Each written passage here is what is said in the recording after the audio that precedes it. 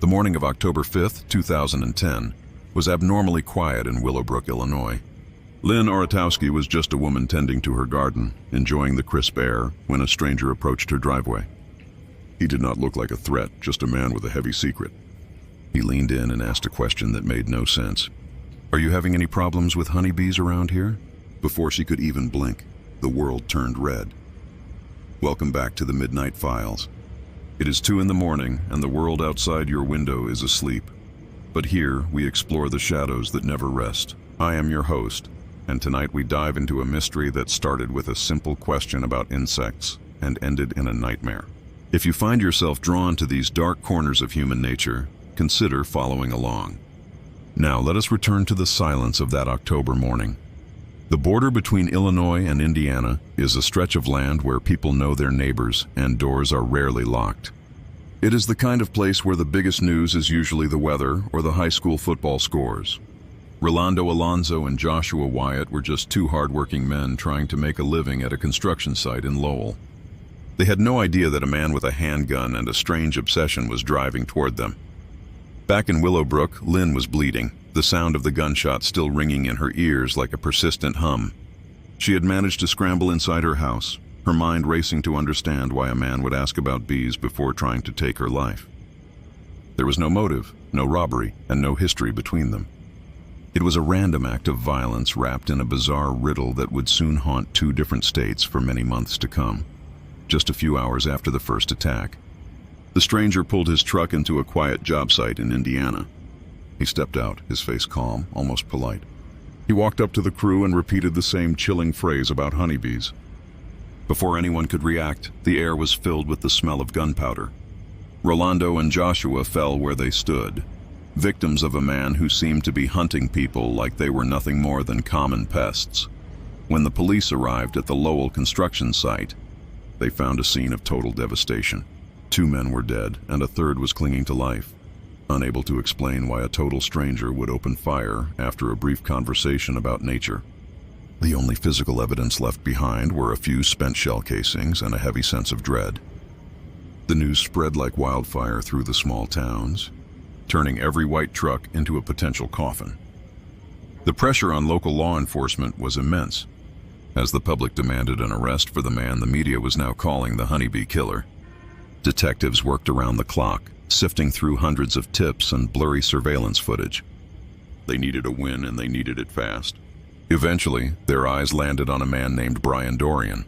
He was a police officer, he owned a similar truck, and he seemed to fit the vague description. Brian Dorian was arrested and paraded in front of the cameras as the monster who had terrorized the border.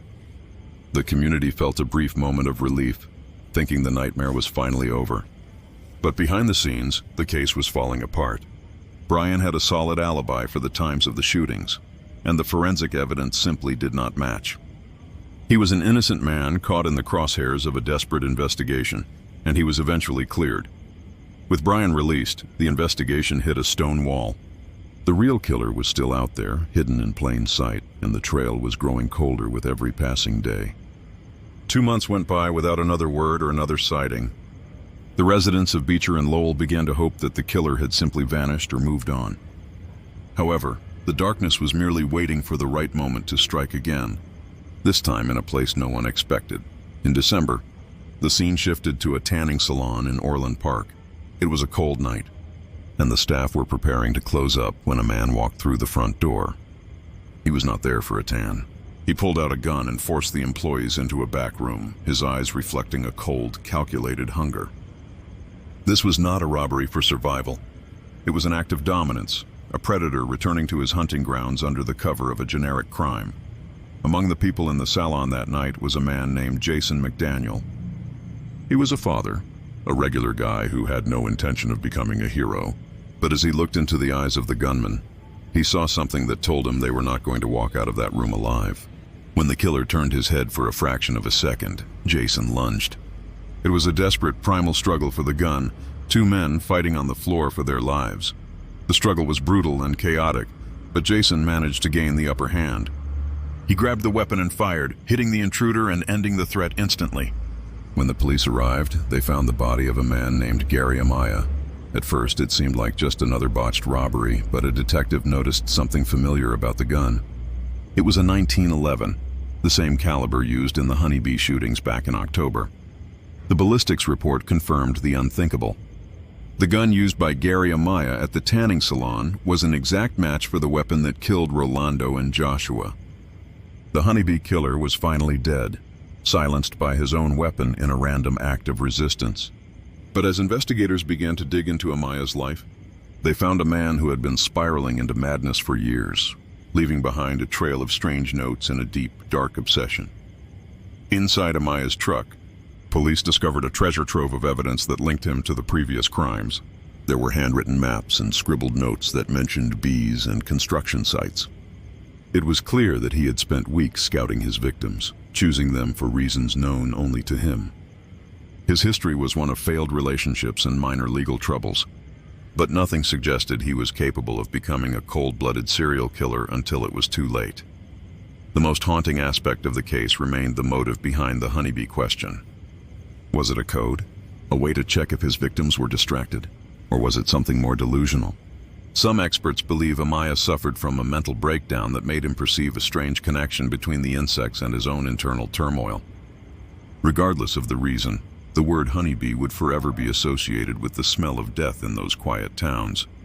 For the survivors and the families of the fallen, the death of Gary Amaya brought a hollow kind of peace. There would be no trial, no public confession, and no chance to ask him why. Lynn Oratowski still carries the physical and emotional scars of that morning in her garden. The construction community in Lowell still remembers the two men who went to work and never came home. The closure was swift, but the questions remained buried in the dirt. Jason McDaniel was hailed as a hero, though he never asked for the title. He simply did what he had to do to see his family again. His actions prevented Amaya from continuing his spree, likely saving countless other lives in the process. It is a reminder that in the face of absolute evil, ordinary courage can be the deciding factor. Yet Jason often speaks of the weight of that night, a burden that few people can truly understand in their daily lives. Today, the areas where the honeybee killer once roamed have returned to their peaceful ways, but the memory lingers like a shadow. People still lock their doors a little tighter at night, and they look twice at any white truck that lingers too long near their homes. The case serves as a chilling example of how quickly the mundane can turn murderous. A simple conversation about a garden can be the beginning of the end when a predator is near. As you lie there in the dark, listening to the hum of the world, remember that monsters do not always look like monsters. Sometimes they look like a man asking about the bees on a sunny morning. They are the anomalies in the statistics, the breaks in the pattern that remind us how fragile our safety really is. Sleep well tonight, but keep one ear open for the sounds that do not belong in the silence of the early hours of the morning. The story of the honeybee killer is over, but the darkness always finds a new voice. Whether it is a stranger at the door or a shadow in the corner of your eye, the unknown is always watching. Thank you for spending these quiet moments with me. This has been a production of the Midnight Files. Until next time, stay safe, stay vigilant, and try to forget the sound of the wings buzzing in the distance. Good night to all you night owls.